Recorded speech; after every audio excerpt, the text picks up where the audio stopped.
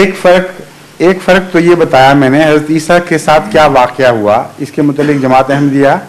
اور دوسرے مسلمانوں کا اختلاف ہے۔ دوسرا اسی کے نتیجے میں پھر پیدا ہوتا ہے کہ اگر حضرت عیسیٰ علیہ السلام فوت ہو گئے ہیں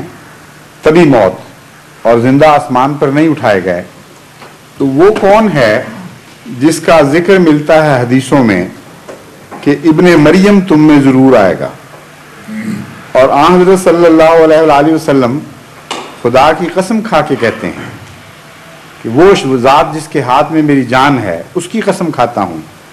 کہ ابن مریم تم میں ضرور نازل ہوگا اور آ کے کچھ کام کرے گا، وہ صلیب کو توڑے گا، وہ سور کو قتل کرے گا، وہ دجال کو مارے گا وغیرہ وغیرہ۔ تو اگر وہ فوت ہو گئے ہیں تو یہ ابن مریم پھر کون ہے؟ یہ دوسرا سوال اٹھتا ہے۔ اس کا جواب یہ ہے کہ ہمیشہ ہی اللہ تعالیٰ کے انبیاء تمثیلات میں بعض پیغام دیتے ہیں قوموں کو جن سے غلط معنی لے لیے جاتے ہیں،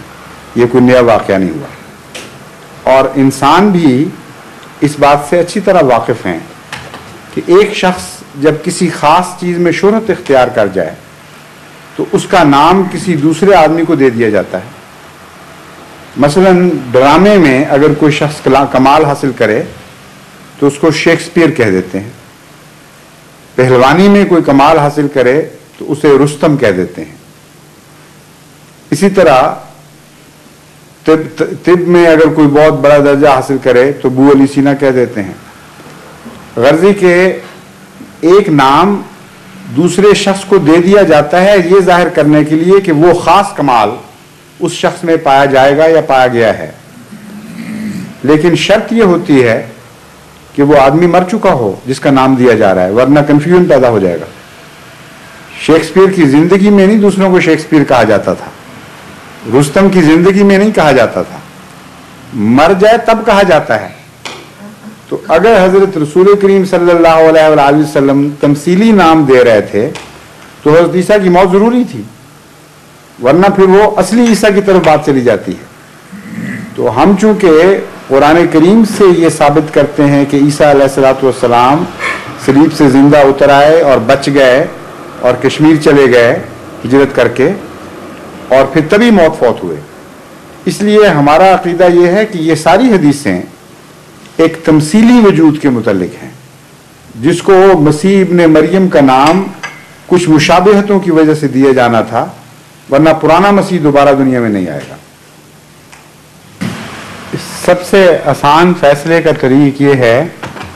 کہ حضرت مسیح جن کی ذات کے بارے میں جھگڑا ہے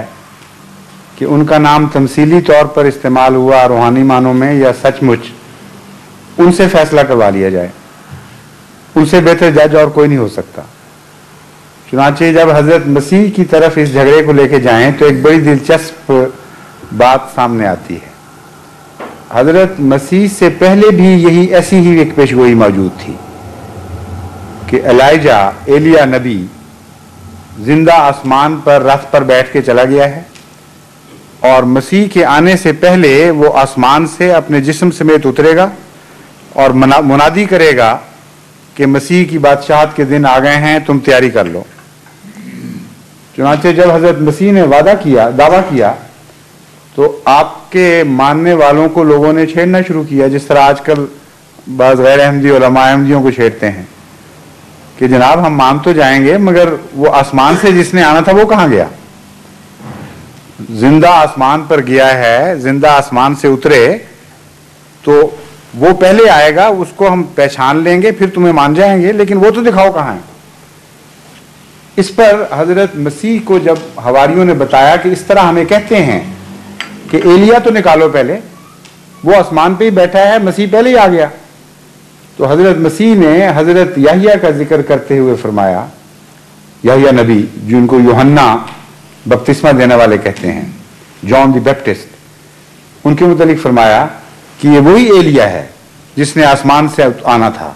چاہو تو مانو چاہو تو نہ مانو، تمہاری مرضی ہے۔ جس نے آسمان سے آنا تھا آ چکا، اس کی ماں کا نام بھی اور تھا، وہ بھی زمین پہ ہی پیدا ہوا تھا، وہ آسمان سے اترتا کسی نے نہ دیکھا نہ دعویٰ کیا۔ تو حضرت مسیح فرماتے ہیں کہ مانو کہ یہ آسمان سے اترا ہے، تو اپنی دفعہ کیوں ان پہ فیصلہ نہیں لگے گا؟ پھر حضرت مسیح سے بہتر فیصلہ کرنے والا کوئی نہیں ہے۔ چنانچہ انہوں نے بتا دیا کہ روحانی دنیا میں تمثیلیں ہوتی ہیں، ایک اور نام لیا جاتا ہے، آسمان سے آنا کہتے ہیں۔ مراد یہ نہیں ہوتا کہ سچ مچ کوئی لٹکتا ہوا اترے گا، کبھی بھی ایسا واقعہ نہیں ہوا۔ خدا کا کوئی بندہ زمین سے پیدا ہوتا ہے اور اس کو آسمان سے آنا کہتے ہیں۔